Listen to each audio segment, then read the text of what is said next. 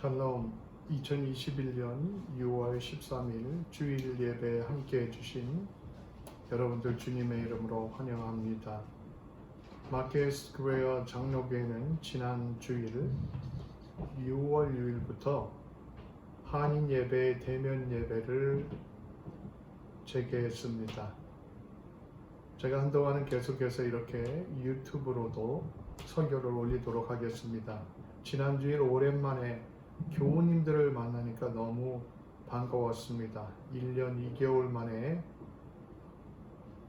만나고 함께 드리는 대면 예배인데 그만큼 시간이 흘렀다는 게 실감이 나지 않았습니다. 마치 불과 몇 주 전에 뵙고 또 뵙는 것 같은 느낌이었습니다. 그것은 우리가 서로 떨어져 있어도 마음으로 기도로 서로 연결되어 있었기 때문이라고 생각합니다. 한인 예배는 중단 없이 계속되지만 영어 예배는 13일, 22일 두 주일 동안 온라인과 라디오를 통해서만 방송됩니다. 교회의 본당 공사와 파이프 오르간 설치 작업 때문입니다. 한인 예배는 중단 없이 채플에서 계속됩니다. 이제 대면 예배가 새롭게 시작되면서 우리의 믿음도 새로워지고 우리의 가정도 새로워지고 우리의 교회도 더 새로워지는 그렇게 될 수 있도록 함께 기도하며 힘써 나아갑시다. 기도하겠습니다.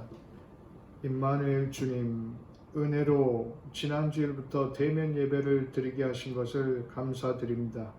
지금까지 인도하신 하나님, 앞으로도 인도하시사 우리 삶의 여정이 주님과 함께 걸으며 주님의 은혜로 넘치는 삶을 살게 도와주시옵소서. 주님, 저희가 성령님을 따라 살기보다는 육신의 욕망과 세상적 재미만을 따라 살 때가 많았습니다. 하나님의 임재의 기쁨보다 세상의 기쁨으로 하루하루의 공허함을 채워가려 할 때가 많았습니다. 저희 속에 참 기쁨과 소망으로 채워주시옵소서. 이제 대면 예배와 더불어 우리가 하나님의 임재를 깊이 경험하는 시간들이 되도록 인도하여 주시옵소서. 저희의 기도가 깊어지며 영적으로 더 깊어지도록 함께하여 주시옵소서. 우리가 하나님을 더 깊이 사랑하고 이웃을 사랑하며 빛의 열매를 풍성히 맺게 인도하여 주시옵소서. 주님, 우리 마켓스퀘어 장로교회가 발전하고 부흥케 하시며 특별히 우리 한인 공동체가 발전하도록 한 마음으로 저희가 기도하며 부르신 사명을 잘 감당하도록 인도하여 주시옵소서. 점점 사막화되어가는 세상 속에서 성령의 강물, 은혜의 강물, 사랑의 강물을 흘려보내는 저희 교회가 될 수 있도록 믿음과 은혜를 더하여 주시옵소서. 주님, 미국 내 팬데믹이 많이 가라앉게 하시니 감사드립니다. 이제 미국뿐 아니라 온 세계의 팬데믹이 속히 완전히 가라앉도록 주님 긍휼히 여겨 주시옵소서. 우리들 가운데 연약한 분들, 힘든 분들 주님 함께하여 주시옵소서. 주님의 임재를 구할 때 위로하여 주시고 함께하여 주시며 주님의 권능의 손길로 역사하여 주시옵소서. 저희 사업과 직장 속에 주님께서 함께 하시사 우리의 삶이 주 안에 형통케 하도록 인도하여 주시옵소서. 물질적으로 어려운 분들 경제적인 부흥과 축복도 허락하여 주시옵소서. 이제 말씀을 전하고 들을 때 성령께서 우리 심령 가운데 함께하여 주시옵소서. 예수님 이름으로 기도드립니다. 아멘. 오늘 우리에게 주시는 하나님의 말씀은 사도행전 6장 1절부터 15절과 사도행전 7장 55절 56절의 말씀입니다. 먼저 사도행전 6장 1절부터 15절까지의 말씀을 읽겠습니다. 그때의 제자가 더 많아졌는데 헬라파 유대인들이 자기의 과부들이 매일의 구제에 빠짐으로 히브리파 사람을 원망하니 12사도가 모든 제자를 불러 이르되 우리가 하나님의 말씀을 제쳐놓고 접대를 일삼는 것이 마땅하지 아니하니 형제들아 너희 가운데서 성령과 지혜가 충만하여 칭찬받는 사람 7을 택하라. 우리가 이 일을 그들에게 맡기고 우리는 오직 기도하는 일과 말씀 사역에 힘쓰리라 하니 온 무리가 이 말을 기뻐하여 믿음과 성령이 충만한 사람 스데반과 또 빌립과 브로고로와 니가노르와 디몬과 바메나와 유대교에 입교했던 안디옥 사람 니골라를 택하여 사도들 앞에 세우니 사도들이 기도하고 그들에게 안수하니라. 하나님의 말씀이 점점 왕성하여 예루살렘에 있는 제자의 수가 더 심히 많아지고 허다한 제사장의 무리도 이 도에 복종하니라. 스데반이 은혜와 권능이 충만하여 큰 기사와 표적을 민간에 행하니 이른바 자유민들 즉 구레네인 알렉산드리아인 길리기아와 아시아에서 온 사람들의 회당에서 어떤 자들이 일어나 스데반과 더불어 논쟁할세 스데반이 지혜와 성령으로 말함을 그들이 능히 당하지 못하여 사람들을 매수하여 말하게 하되 이 사람이 모세와 하나님을 모독하는 말을 하는 것을 우리가 들었노라 하게 하고 백성과 장로와 서기관들을 충동시켜 와서 잡아가지고 공회에 이르러 거짓 증인들을 세우니 이르러 이 사람이 이 거룩한 곳과 율법을 거슬러 말하기를 마지 아니하는도다. 그의 말에 이 나사렛 예수가 이곳을 헐고 또 모세가 우리에게 전하여 준 규례를 고치겠다 함을 우리가 들었노라 하거늘 공회 중에 앉은 사람들이 다 스데반을 주목하여 보니 그 얼굴이 천사의 얼굴과 같더라. 다음은 사도행전 7장 55절 56절 말씀입니다. 스데반이 성령 충만하여 하늘을 우러 주목하여 하나님의 영광과 및 예수께서 하나님 우편에 서신 것을 보고 말하되 보라 하늘이 열리고 인자가 하나님 우편에 서신 것을 보노라 한데 이는 살아계신 하나님의 말씀입니다. 기독교 역사상 오래 사랑받는 책들이 있죠. 그 중에 하나가 하나님의 임재 연습이라는 책입니다. 영어로 The Practice of the Presence of God 이라는 제목으로 되어 있습니다. 두껍지 않고 아주 얇은 길지 않은 책입니다. 이 책은 지금부터 약 400년 전에 프랑스에서 태어난 로렌스라는 사람에 대한 책입니다. 로렌스는 나이가 50이 넘어서 수도원에 들어갔습니다. 수도원에서 그가 한 일은 허드렛 일이었습니다. 그러다 마지막 15년은 주방에서 허드렛 일만을 했습니다. 아주 단조롭고 반복되는 부엌의 일입니다. 그러나 그 단조로운 주방일 가운데서도 이 로렌스는 매일 짜릿한 기쁨과 행복을 누리는 사람으로 변했습니다. 그의 얼굴이 밝게 빛났고 늘 기쁨에 차 있었습니다. 사람들은 그 비결을 로렌스에게 물었습니다. 그러자 로렌스는 생활의 사소한 의무를 행하는 중에 하나님의 임재를 연습하며 살았기 때문이다 라고 했습니다. 종교 지도자들을 포함한 많은 사람들이 찾아와 로렌스가 누리는 하나님의 임재의 확신과 기쁨에 대해서 물었습니다. 어떤 사람들은 편지를 보내오기도 하고 어떤 사람들은 찾아와 상담을 요청하기도 했습니다. 그때마다 로렌스는 자기 자신이 하나님의 임재의 경험에 대해서 이야기해 주었습니다. 그리고 80대 중반의 나이로 세상을 떠날 때까지 그런 삶을 계속하였습니다. 이 로렌스의 대화, 편지 등을 모아놓은 책이 바로 하나님의 임재 연습이라는 아주 훌륭하고 아름다운 책입니다. 로렌스는 이 세상에서 하나님과 끊임없이 대화를 나누며 교제하며 사는 삶보다 더 달콤한 삶의 양태는 없다고 말했습니다. 또한 하나님의 임재는 불꽃보다 더 생동감이 있고 태양보다 빛나며 그것은 말로 설명할 수 없는 마음의 상태이다라고 말했습니다. 세상에서 가장 행복한 사람은 어떤 사람입니까? 매일매일 하나님의 임재를 경험하며 사는 사람입니다.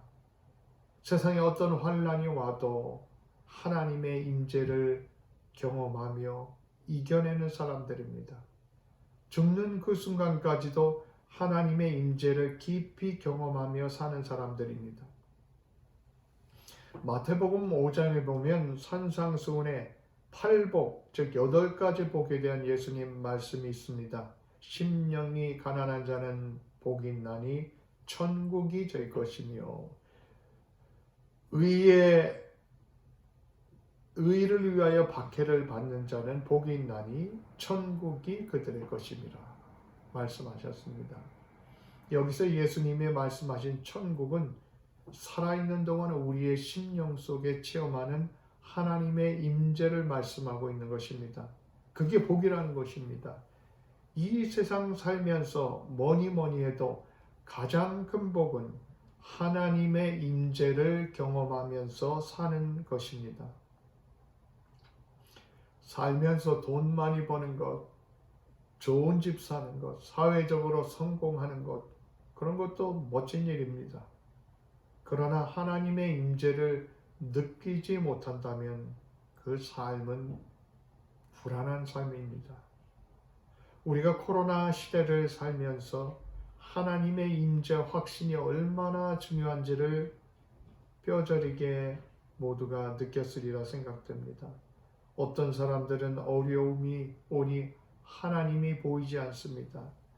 하나님이 계신지, 하나님이 함께 하신지 의심스럽기까지 합니다. 그러나 어떤 사람들은 그 어려움 가운데서도 하나님이 함께 하고 계시다는 깊은 확신을 갖습니다. 본문에 나오는 스데반 집사는 인생을 마지막까지 하나님의 임재, 하나님이 함께 하신다는 확신 가운데 살았습니다. 하나님이 나에게 가까이 계시고 내가 하나님 가까이 있다는 그 하나님의 임재의 확신 가운데 살았습니다. 특히 스데반은 그의 인생의 마지막에 더 깊고 분명한 하나님의 임재를 느끼고 살았습니다. 7장에 보면 스데반이 돌에 맞아 순교합니다. 그때 스데반의 모습에 대해 이렇게 기록하고 있습니다. 55절 스데반이 성령이 충만하여 하늘을 우러러 주목하여 하나님의 영광과 예수께서 하나님 우편에 서신 것을 보고 말하되 보라 하늘이 열리고 인자가 하나님 우편에 서신 것을 보노라 한때. 안 믿는 사람의 시각으로 보면 스데반은 불행한 삶이었습니다. 전도하다 모함받아 재판받고 돌에 맞아 순교한 삶이기 때문입니다. 얼마나 끔찍합니까? 그러나 하나님의 시각으로 보면 전혀 다릅니다. 믿음의 시각으로 보면, 영혼의 시각으로 보면 전혀 다릅니다. 오히려 스데반은 영안이 열려서 천국을 마지막에 바라보았습니다. 그리고 하나님 우편에 앉아 계신 예수님을 바라보았습니다. 마크 갈리라는 학자는 기독교 2000년 역사 동안 순교한 사람들에 대해서 연구를 했습니다. 그가 말하기를 순교자 한 사람 한 사람을 살펴보고 연구해 보니까 공통점이 하나 발견되는데 하나님의 임재였다는 것입니다. 이 순교자들은 죽는 순간까지 하나님의 임재를 즐기는 사람들이었다는 것입니다. 스데반이 순교하면서까지 신앙을 지킬 수 있었던 것은 하나님의 임재를 경험하고 있었기 때문입니다. 우리가 살면서 점점 하나님의 임재에 대한 확신이 깊어가야 할 줄로 믿습니다. 나이가 들어갈수록 더 깊어져 가야 합니다. 그리고 우리가 하나님께서 부르실 때에 스데반처럼 영적인 눈이 열리고 하나님의 영광과 예수님께서 하나님 우편에 서신 것을 볼 수 있는 사람들이 된다면 얼마나 복된 사람이겠습니까? 스데반은 기독교 교회 최초의 7 집사 중에 한 사람입니다. 초대교회가 7 집사를 세우게 된 이유는 본의 아닌 실수로 헬라파 유대인 과부들이 구제에서 빠지게 되었습니다. 그러면서 갈등이 생겼습니다. 사도들은 이 문제에 대해서 기도하다가 더 중요한 문제가 뭔지를 깨닫게 됩니다. 사도들이 접대하고 구제사역에 시간을 뺏기다 보니까 정작 사도들이 해야 될 본질적인 사명을 제대로 못하고 있음을 깨달았습니다. 즉 기도하고 말씀을 연구하고 증거하는 일을 제대로 못하고 있었던 것입니다. 사도들은 신자들의 공동회의를 소집합니다. 그래서 이 사도들이 기도하며 깨달은 것을 나눕니다. 그래서 구제 문제와 사도들의 문제를 동시에 해결 방안으로 집사를 세우자고 제안합니다. 공동회에는 7명의 집사를 세우게 되는 것입니다. 스데반 집사는 봉사뿐만 아니라 사도들을 대신해서 헬라파 유대인들에게 복음을 증거했습니다. 스데반이 헬라어를 할 수 있었기 때문입니다. 스데반은 구제 활동과 전도 활동을 헌신적으로 감당했습니다. 그러다 모함을 받고 공회 앞에 나아가 긴 설교를 하고 순교합니다. 그 공회 앞에 선 스데반의 모습이 천사 같았다고 본문은 증언합니다. 공회 앞에서 설교 후에 돌에 맞아 순교합니다. 마지막 죽는 순간에도 영원한 하늘나라를 보았고 예수님을 보았습니다. 스데반은 하나님의 임재를 깊이 느끼며 살았습니다. 그 영혼 속에는 누구보다도 하나님의 임재에 대한 깊은 확신을 가졌습니다. 참 행복과 기쁨과 확신 속에 살다가 갔습니다. 우리도 어떻게 하면 스데반처럼 깊은 하나님의 임재 의식 속에 살아갈 수 있습니까? 스데반에 대해 성경이 소개하고 있는 말씀을 살펴보겠습니다. 먼저 본문 6장 3절에 보면 형제들아 너희들 가운데 성령과 지혜가 충만하여 칭찬받는 7 사람을 택하라. 우리가 이 일을 그들에게 맡기리라. 7 집사를 선택한 기준이 바로 성령과 지혜가 충만한 사람입니다. 바로 스데반도 성령이 충만한 사람이었다는 것입니다. 지혜는 성령 충만함으로 인한 결과입니다. 여기서 지혜는 영적인 지혜를 말하는 것입니다. 사도행전 7장의 공회에서 행한 스데반의 변증 설교를 보면 그가 정말 아주 깊은 영적인 통찰력을 지녔다는 것을 알 수가 있습니다. 사도행전 전체에 있어서 가장 중요한 단어를 꼽으라고 한다면 성령이라고 할 수 있습니다. 예수님께서는 세상을 떠나시면서 성령에 대해 여러 번 말씀하셨습니다. 예수님은 떠나지만 성령을 보내주셔서 성령께서 오셔서 제자들을 인도하실 것이라고 말씀하셨습니다. 부활하신 후 숨어있는 제자들을 찾아가 위로하시며 성령을 받으라고 말씀하셨습니다. 승천하시면서는 예루살렘을 떠나지 말고 주님께서 약속하신 성령을 받기 위해 기다리라고 말씀하셨습니다. 예수님께서는 부활 승천하신 후에 하나님 보좌 우편에 앉아 계십니다. 그리고 지금도 오순절 강림 때에 보내주신 보혜사 성령을 통해서 우리 가운데 역사하고 계십니다. 성령 충만하다는 게 무슨 뜻입니까? 하나님의 영에 늘 인도함을 받는다는 것입니다. 로마서 8장 5절에 보면 육신을 따르는 자는 육신의 일을, 영을 따르는 자는 영의 일을 생각하나니라고 말씀합니다. 영을 따르는 삶, 바로 성령을 따르는 삶이 성령 충만한 삶입니다. 성령 충만이란 한마디로 하나님이 함께 계심을 깊이 느끼는 하나님의 임재의 확신 속에 사는 삶이라고 할 수 있습니다.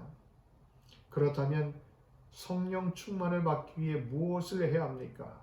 사도행전 2장 38절에 보면 베드로가 이르되 너희가 회개하여 각각 예수 그리스도의 이름으로 세례를 받고 죄 사함을 받으라. 그리하면 성령의 선물을 받으리라고 말씀합니다. 우리가 진정으로 회개하고 죄 씻음을 받을 때에 하나님께서 성령을 선물로 채우십니다. 그 성령으로 인해서 우리 속에 불꽃이 살아나고 피워지게 됩니다. 회개란 옛것을 버리고 완전히 돌아서는 것입니다. 로렌스는 하나님의 임재 연습 책 속에서 하나님의 임재를 방해하는 어떤 것이든지 과감하게 버리는 노력이 있어야 한다고 강조합니다. 바울도 그리스도의 사람들은 세상의 욕심을 십자가에 못 박았다고 했습니다. 우리가 하나님의 임재의 경험이 깊어지려면 방해가 되는 것은 과감하게 거부할 수 있어야 한다는 것입니다.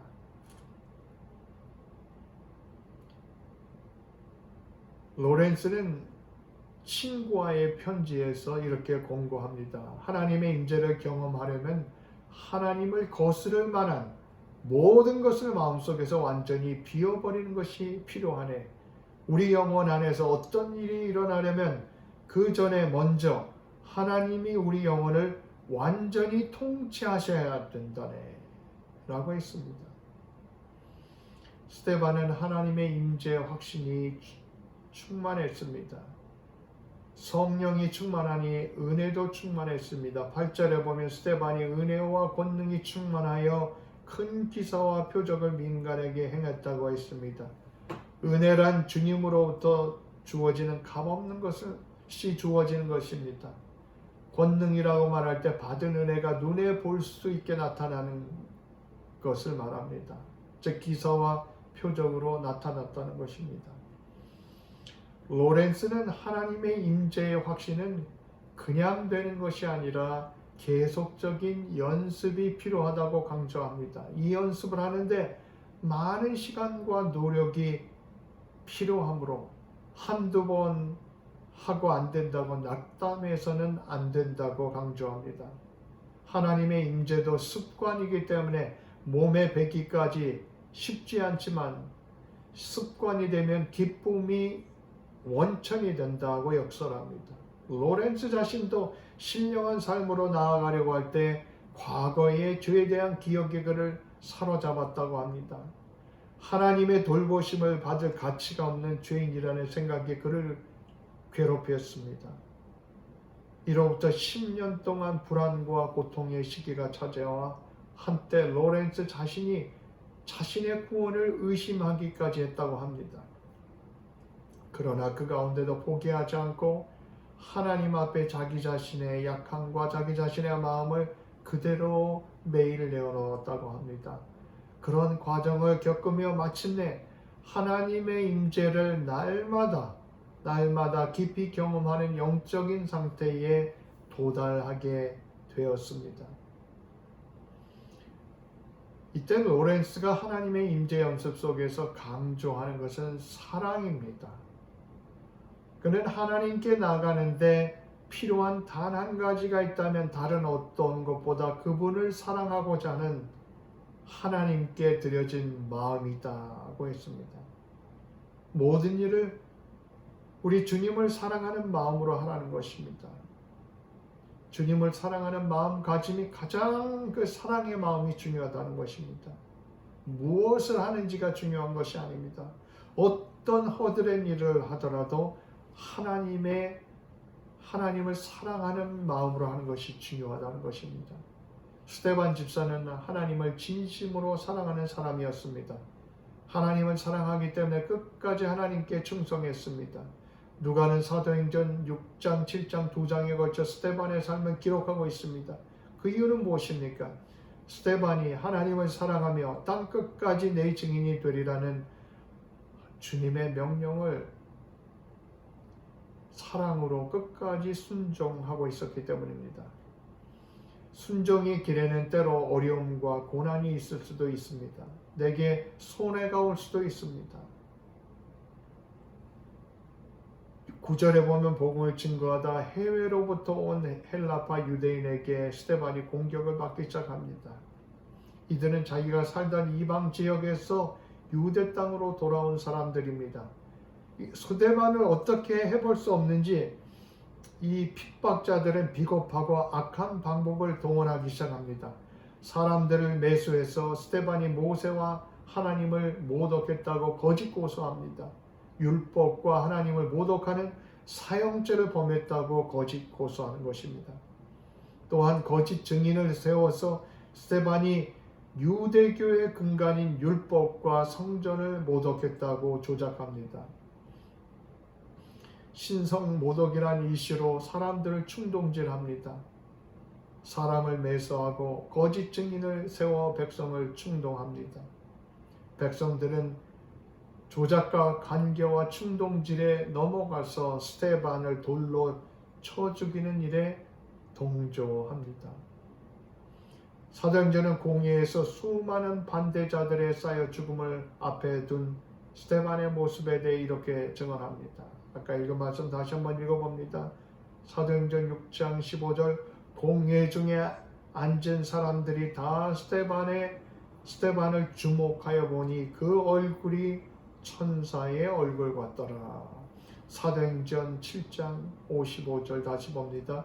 스데반이 성령 충만하여 하늘을 우러러 주목하여 하나님의 영광과 및 예수께서 하나님 우편에 서신 것을 보고 말하되 보라 하늘이 열리고 인자가 하나님 우편에 서신 것을 보노라 한데 하늘의 문이 열린다. 인자 즉 예수님이 하나님 우편에 서신 것을 봅니다. 이것이 스데반의 마지막 유언이었습니다. 우리는 새로운 시대에 들어서고 있습니다. 대면 예배를 시작하면서 우리의 믿음도 새로워지고 우리의 가정도 새로워지고 우리의 교회도 새로워져야 될 것입니다. 그러기 위해서는 우리에게 가장 필요한 것은 하나님의 임재 연습이라 생각됩니다. 늘 하나님과 가까이 하고 하나님이 나와 늘 함께 하심을 느끼고 살아가는 깊은 믿음입니다. 그러기 위해서 우리는 하나님의 임재를 방해하는 세상적인 관심사와 쾌락을 과감하게 끊어버릴 수 있어야 하겠습니다. 그리고 우리의 영혼을 눈을 하나님께 온전히 향할 수 있어야 하겠습니다. 하나님의 임재 연습이 습관이 되기 위해서는 여러 시행착오가 있을 것입니다.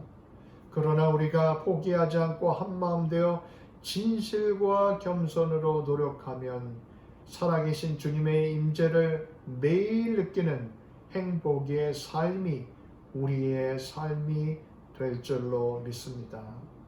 기도하겠습니다.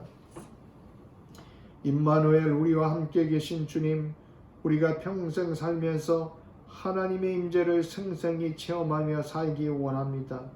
이 세상 어떤 환경과 환란이 꺾을 수 없는 그 임재의 확신을, 하나님의 임재 확신을 갖도록 우리를 인도하여 주시옵소서. 이제 대면 예배를 재개하며 무엇보다 하나님의 임재를 연습하는 시간들이 되게 하여 주시옵소서. 하나님의 임재의 깊은 확신으로 우리를 채워 주시옵소서. 예수님 이름으로 기도드립니다. 아멘. 지금은 우리 주 예수 그리스도의 은혜와 성부 하나님의 무한하신 사랑과 성령의 교통하심이 마켓스교회 장로교의 모든 교우들과 함께 온라인으로 예배에 동참하는 분들 위해 이제로부터 영원토록 함께 하시기를 축원드립니다.